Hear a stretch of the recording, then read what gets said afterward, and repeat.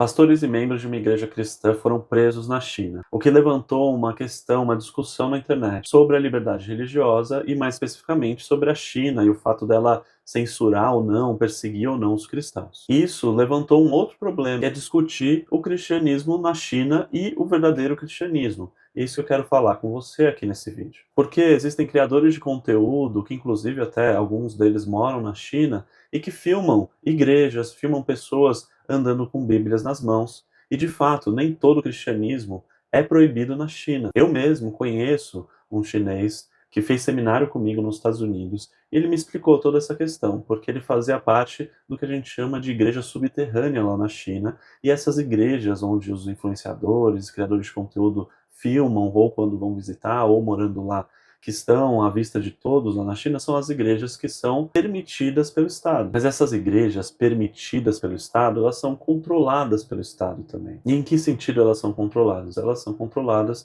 naquilo que elas podem ou não pregar, naquilo que elas podem ou não falar. Inclusive a própria Bíblia delas não tem trechos que possuem nas Bíblias que a gente vê aqui no Brasil, nas Bíblias da fé cristã como um todo. E ao analisar aquele cristianismo que é permitido lá na China, a gente pode tirar algumas conclusões para a nossa vida cristã aqui. Por quê? O cristianismo permitido lá é um cristianismo ético, onde você vai se dar bem se você viver uma vida ok, se você respeitar as autoridades, se você trabalhar, se esforçar, não encher a cara, não bater na sua esposa, não fazer coisas que são mal vistas, inclusive pelo governo chinês. O problema, porém, está no cristianismo que não é permitido por eles.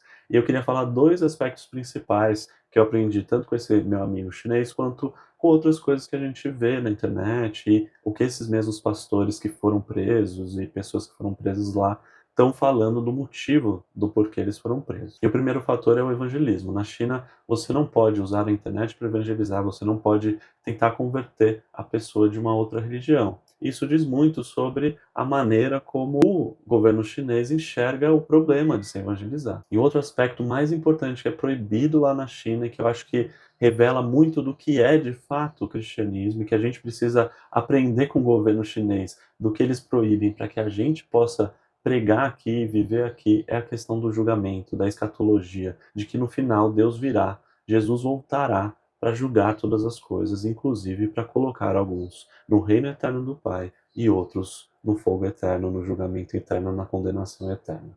Eu acho que com essas informações sobre o que o governo da China proíbe, a gente consegue entender o que a gente deve priorizar, entender o que a nossa cultura atual ela está indo contra o Evangelho.